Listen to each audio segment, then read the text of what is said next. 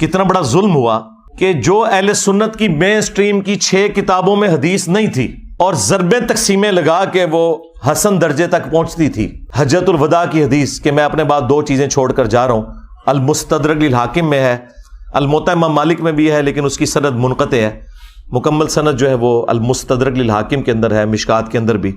2 چیزیں چھوڑ کے جا رہا ہوں کہ جنہیں مضبوطی سے پکڑ لوگے کبھی گمراہ نہیں ہوگے، ایک اللہ کی کتاب اور دوسرے اس کے نبی کی سنت صلی اللہ علیہ وآلہ وسلم. اب یہ حدیث ہماری یہ 6 مین کتابیں جو ایگریڈ اپان ہے، کتب 6 بخاری اور مسلم صحیحین اور 4 کتابیں سنن اربع کی، ترمذی، ابو داؤد، نسائی، ابن ماجہ، ان میں یہ روایت ہی نہیں تھی. وہ تو بچے کو رٹا دی گئی. اور جو روایت صحیح مسلم کے اندر تھی، اوپر تلے 4 احادیث غدیر خم کی، وہ ہمارے علماء کو بھی نہیں پتا تھی. میرے دنیا میں چھوڑے جانے سے پہلے کتنے علماء ہیں جنہوں نے کبھی یہ روایت اہل سنت کے پلیٹ فارم سے بیان کی؟ اکا دکا لوگوں نے. ڈاکٹر طاہر القادری صاحب یا ہمارے استاد مولانا اسحاق صاحب رحمہ اللہ تعالی. باقی تو سارے کے سارے لوگ جو ہیں وہ قرآن و سنت لے کے چلے، اور وہ بھی وہ روایت جو ان 6 کتابوں میں بھی نہیں تھی، جو 6 کتابوں میں مسلم شریف کے اندر تھی، صحیحین ٹاپ کی 2 کتابوں میں، اوپر تلے 4 احادیث غدیر خم کی، 6225 سے لے کر 6228 تک. یہ جو 4 احادیث جو مشکات کے اندر بھی موجود ہیں، مسند احمد میں بھی، جامعہ ترمذی میں بھی، وہ چھپا کے رکھی گئی.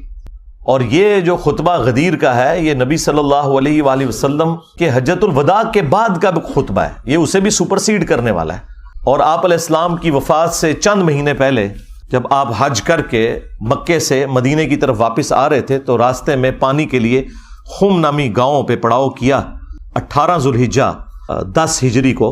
اور نبی صلی اللہ علیہ وآلہ وسلم کے لیے اونٹ کے پالان کا ممبر بنایا گیا. اور زید ابن ارقم روایت کرتے ہیں جب چند تابعین ان کو ملنے آئے کہ بھئی آپ نے تو نبی الاسلام کے ساتھ اتنا وقت گزارا ہے، اتنی نمازیں پڑھی ہیں، تو کوئی بات جو خاص بات رسول اللہ کی نصیحت آپ کو یاد ہو. تو انہوں نے کہا پھر سنو.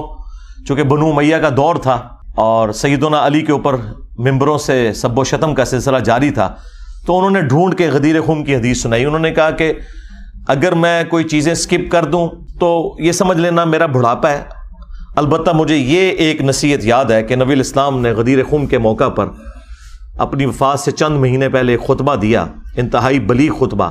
اس کے الفاظ ہی کنکلوڈنگ ہے، اے لوگو آگاہ ہو جاؤ، میں بھی ایک انسان ہوں، قریب ہے کہ اللہ کا قاصد یعنی موت کا فرشتہ میرے پاس آئے اور میں اس کی دعوت قبول کر لوں. میں اپنے بعد تم میں 2 بھاری چیزیں چھوڑ کر جا رہا ہوں. ان میں سے پہلی چیز اللہ کی کتاب ہے، اس میں ہدایت ہے، اس میں نور ہے. یہ اللہ کی رسی ہے جو قرآن میں ہے نا، وَاعْتَصِمُوا بِحَبْلِ اللَّهِ جَمِيعًا وَلَا تَفَرَّقُوا. تم سب کے سب مل کر اللہ کی رسی کو مضبوطی سے پکڑ لو اور فرقوں میں مت بٹو. یہ اللہ کی رسی ہے، جو اسے پکڑے گا وہ ہدایت پر ہوگا، جو چھوڑ دے گا وہ گمراہ ہو جائے گا. اور پھر نبی علیہ السلام ترغیب دلاتے رہے، اللہ کی کتاب، اللہ کی کتاب، اللہ کی کتاب. اور پھر فرمایا دوسری بھاری چیز میرے اہل البیت ہیں. میں اپنے اہل البیت کے معاملے میں تمہیں اللہ کا خوف دلاتا ہوں. میں اپنے اہل البیت کے معاملے میں تمہیں اللہ کا خوف دلاتا ہوں. میں اپنے اہل البیت کے معاملے میں تمہیں اللہ کا خوف دلاتا ہوں. 3 دفعہ فرمایا. لیکن امت بالکل الٹ چلی، نہ قرآن کو پکڑا عقیدوں کے لیے اور نہ اہل البیت کو زندہ چھوڑا. نبی علیہ السلام کو قبر مبارک میں گئے صرف 50 سال گزرے ہیں اور آپ کی پوری اولاد ذبح کر دی گئی. تو آپ سمجھتے ہیں کہ یہ کربلا بھلا دی جائے گی؟ نہیں، کربلا قیامت تک آپ کو ہانٹ کرے گی. ہاں، اور ہماری ویڈیوز کے بعد تو اب آپ بھول جائیں کہ کوئی شخص جو ہے وہ اس غم حسین کو مٹا سکتا ہے. یہ سوگ حسین نہیں ہے، سوگ 3 دن ہوتا ہے، یہ غم حسین ہے. یہ اسی طریقے سے جاری رہنا ہے. غم حمزہ نہیں ختم ہوا. صحیح بخاری میں حدیث ہے، فتح مکہ کے موقع پر حضرت بلال حبشی نے لا کر پیش کر دیا واشی کو حضور کے سامنے کہ چلیں جہاں باقیوں کی معافی ہو رہی ہے اس کی بھی ہو جائے. آپ علیہ السلام نے نگاہ اٹھا کے دیکھا، واشی جی یا رسول اللہ. قاتل حمزہ جی یا رسول اللہ. واشی تیرا اسلام قبول ہے لیکن کیا تو ایسا کر سکتا ہے کہ تو مجھے اپنی شکل نہ دکھانا. پوری زندگی پھر واشی نے نبی علیہ السلام کا سامنا نہیں کیا. مسلمان صحابی اور شخصیت کون ہے؟ حریص علیکم بالمؤمنین رؤوف الرحیم. مومنین پر ان کی جانوں سے بڑھ کر حق رکھتے ہیں، ان کی جانوں سے بڑھ کر ان کے لیے حریص ہیں. کسی نے نہیں کہا کہ یا رسول اللہ یہ تو اسلام لے آئے ہیں تو آپ اپنے دل میں ان کا بغض کیوں رکھ رہے ہیں؟ ہمیں لوگ کہتے ہیں نا جی بغض ہے جی آپ کے دل کے اندر. صرف یہ کہ چچا کا غم بھلایا نہیں گیا. چچا بھی کوئی عام چچا تو نہیں تھا، وہ دور شریک بھائی بھی تھا، دین کا مجاہد تھا، بدر اور احد کے اندر آرمی چیف تھا نبی الاسلام کی فوج کا.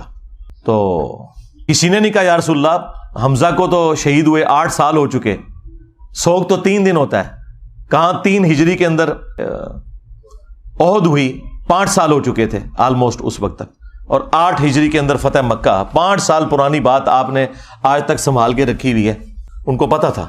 مجھے بتائیں کیا انسان کو اپنے چچا کے ساتھ زیادہ محبت ہوتی ہے یا اپنی اولاد کے ساتھ؟ اولاد کے ساتھ.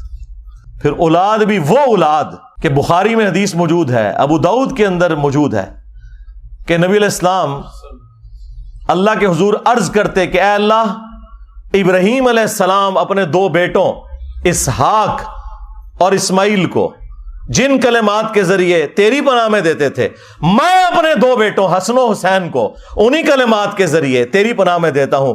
اعیذکما بکلمات اللہ التامہ من کل شیطان وہامہ ومن کل عین لامہ. دیکھیں ابراہیم کے بیٹے اسماعیل اور اسحاق اور نبی علیہ السلام کے بیٹے حسن و حسین علیہم السلام اجمعین. یعنی آپ ذرا لیول دیکھیں کمپیریزن کا. تو نبی علیہ السلام نے فرمایا کہ میں اپنے اہل البیت کے معاملے میں تمہیں اللہ کا خوف دلاتا ہوں. اور یہی حدیث جو مسلم شریف کے اندر موجود ہے، اس کا ایک طریق جو ہے وہ مسند احمد کے اندر بھی ہے. اس میں پھر یہاں تک الفاظ ہیں کہ نبی علیہ السلام نے اپنے حق ولایت کا ذکر کیا. النبی اولا بالمؤمنین من انفسہم وازواجہ امہاتہم. نبی مومنین کی جانوں سے بڑھ کر ان پر حق رکھتے ہیں، اور نبی کی بیویاں امت کی مائیں ہیں.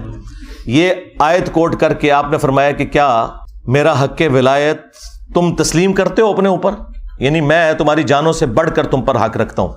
تو سب نے کہا بلا یا رسول اللہ. تو پھر آپ علیہ السلام نے مولا علی کا ہاتھ پکڑا اور یوں فضا میں بلند کیا صحابہ کے درمیان، من کنت مولاہ فہذا علی مولاہ.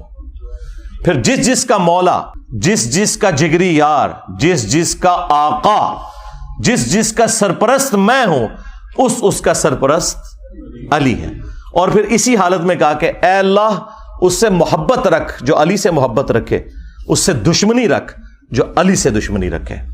اور اس کی اصل تو اس حدیث میں بھی موجود ہے جو مسلم شریف میں ہے کہ علی سے محبت نہیں رکھے گا مگر مومن، علی سے بغض نہیں رکھے گا مگر منافق. اور بڑے رقت انگیز الفاظ ہیں. مولا علی نے خود روایت کی حدیث. وہ کہتے ہیں کہ اس ذات کی قسم کہ جس نے دانے کو پھاڑ کر کھیتیوں کو اگایا اور مخلوقات کو پیدا کیا، نبی امی نے مجھ سے یہ عہد لیا تھا کہ اے علی صرف مومن ہی تجھ سے محبت رکھے گا اور صرف منافق ہی تجھ سے بغض رکھے گا. وَلِعَوْذُ بِاللَّهِ تعالی. تو اب یہ آپ دیکھ لیں، یہ وہ چیزیں تھیں جو پھر بھلا دی گئیں، اور اس کا رزلٹ آج سنی شیعہ کنفلکٹ، قتل و غارت کی شکل میں، دشمنی کی شکل میں، ایک دوسرے کو کافر کہنے اور گمراہ کہنے اور جہنمی کہنے کی شکل میں ہمارے سامنے آ چکا ہے.